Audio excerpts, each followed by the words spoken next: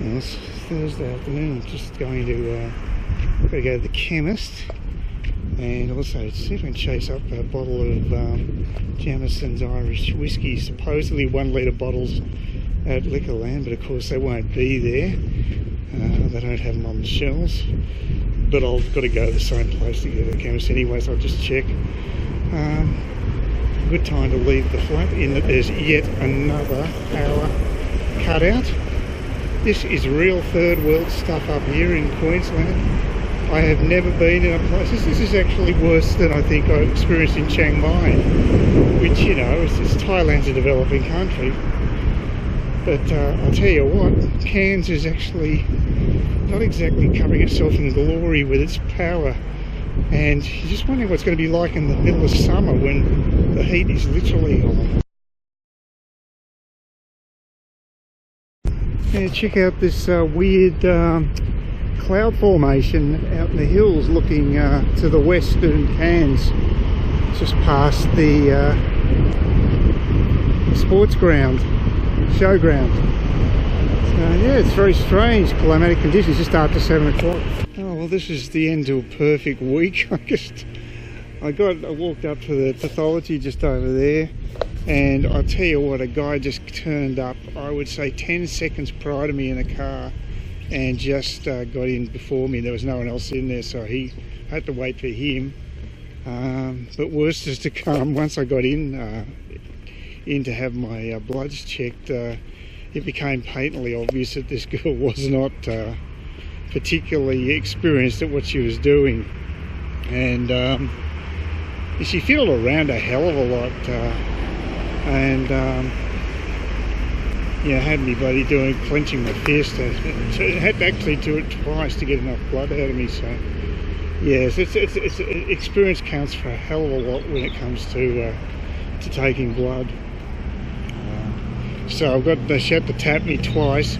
I suppose the only good news is that thank God I got in when I did, because there's 3 other people waiting after me now. So it's become quite busy. I've never seen the place that busy before, but of course having an experienced nurse on, it's going to slow things down. So yeah, they could be in for a bit of a wait. But anyway, I've got it done. So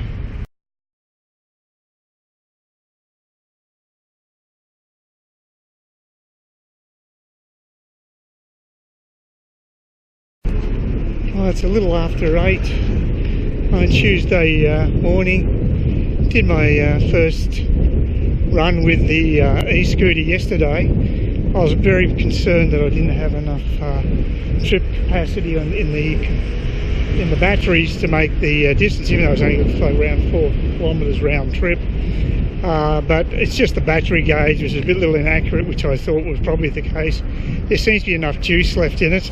I came to grief a couple of times with that scooter. You can see got a bit of a grazing there on my leg. That occurred when some guy, person, whatever, just came out from a side car park right in the centre of the CBD. I mean, I don't think they looked. They just car came straight out on the footpath, which is really dangerous. And I tried to stop, but the brakes didn't seem to really respond very well, and I fell arse over tit.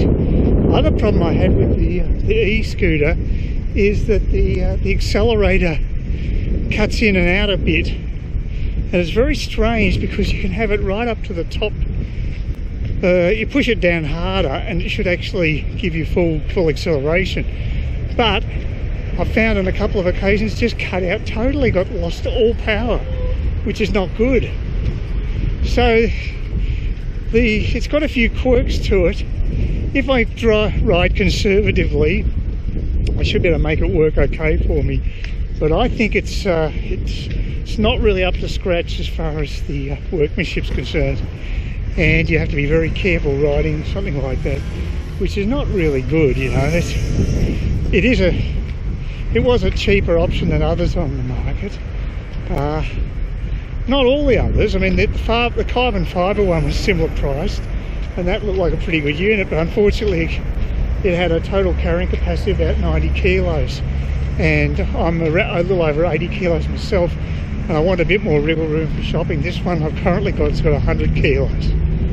Other thing is at top temperature, top speed, it's supposed to be 30 k's. I don't think I've ever got above beyond 20, which isn't an issue for me anyway.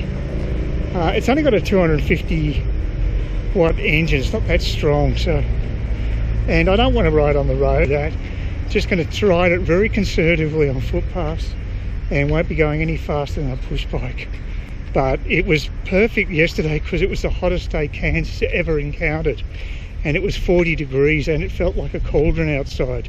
But at least on the e-bike, on the e-scooter, sorry, I could get from point A to point B fairly quickly and take a lot of the stress out of it. I doubt whether I would have survived to walk. I think I would have had to have got a taxi to where I was going and back again. So it's actually saved me probably about 16 bucks going on that.